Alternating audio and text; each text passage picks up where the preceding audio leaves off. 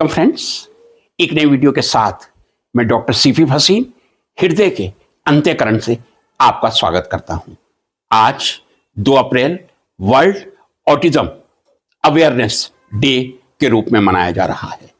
जी हां, United Nations organisations ने 18 दिसंबर 2007 को यह निर्णय लिया था कि हर वर्ष 2 अप्रैल को वर्ल्ड ऑटिज्म अवेयरनेस डे मनाया जाएगा। और मैं समझता हूं 2 अप्रैल 2008 से नियमित रूप से हर वर्ष 2 अप्रैल को ऑटिज्म अवेयरनेस डे या वर्ल्ड ऑटिज्म अवेयरनेस डे के रूप में मनाया जाता है।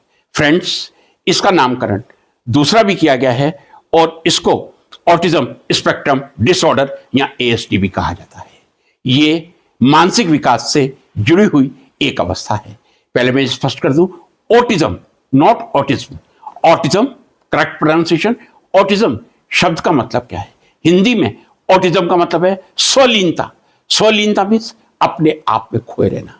यदि कोई व्यक्ति अपनी दुनिया में ही खोया रहता है और उसको बाहरी दुनिया से कोई संवाद या संपर्क पसंद नहीं आता है, उसे ही एक तरह से ऑटिज्म कहा जाता है।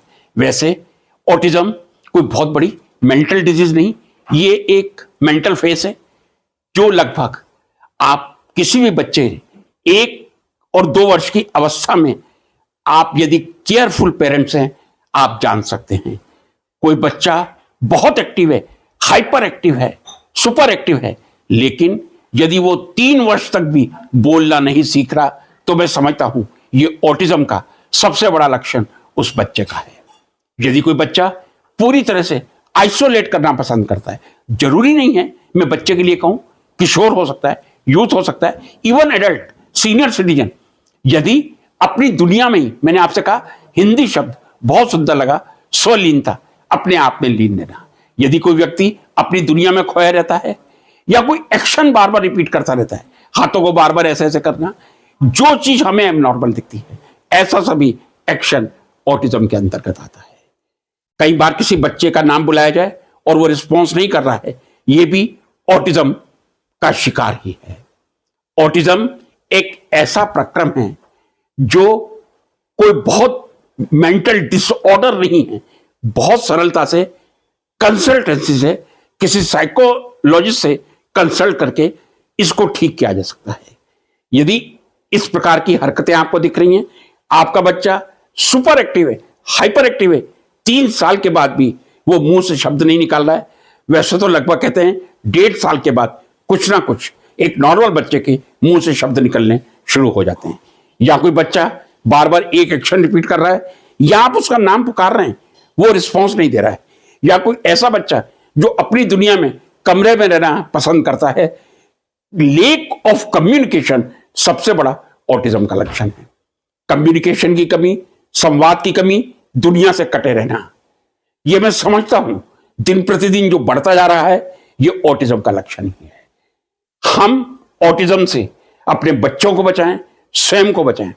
एक आपको आश्चर्यजनक बात बता दूं, किसी भी साइकोलॉजिस्ट से पूछिए, जो एक रटने की कला होती है, हम कहते हैं ये बहुत अच्छी तरह रट लेता है। रटना, रटिफिकेशन, cramming, that is also one sort of autism. तो ऑटिज्म कोई बीमारी नहीं है, स्ट्रेंथ कहा जाए। यदि रटना है, ये भी एक क्वालिटी है, याद रखना लंबे समय तक, दैट इज अ क्वालिटी। तो ऑटिज्म कोई नेगेटिव पॉइंट नहीं है, घबराए नहीं। लेकिन यदि आपको कोई भी लक्षण दिखाई दे, चाहे आइसोलेशन का हो या बच्चे के बोलने से संबंधित हो, कृपया साइकोलॉजिस्ट से संपर्क करें। मैं समझता हूं आज 2 अप्रैल वर्ल्ड ऑटिज्म अवेयरनेस डे जो पूरे विश्व में मनाया जा रहा है, यह भारत में भी जागरूकता लाने की आवश्यकता है। संयोग से मैं आज बड़ौदा गुजरात समाचार पत्र का अध्ययन कर रहा था, उसमें लिखा था कि 40% गुजराती जनता ऑटिज्म शब्द से परिचित नहीं है।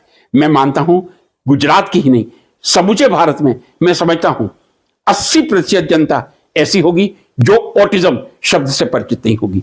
इंग्लिश में ऑटिज्म, हिंदी में स्वलीनता, और इसका मूल लक्षण आइसोलेशन और बहुत कम बोलना, या कभी कभी कुछ लोग अपने आप बातें करते रहते हैं, उसके लिए जो हिंदी का प्रॉपर शब्द है और पंजाबी का बुड़बुड़ाना, that is also a symptom of autism. I think you will like this brief video. I wish कि ये पूरा विश्व और मेरा पूरा देश ऑटिज्म के शिकार होने से बचा रहे और हर बालक स्वस्थ होकर एक वरिष्ठ नागरिक के रूप में अपनी जिंदगी व्यतीत करें। इसी निवेदन के साथ आपसे आज्ञा चाहूंगा, फिर एक वीडियो लेकर आपकी सेवा में हाजिर होऊंगा। नमस्कार।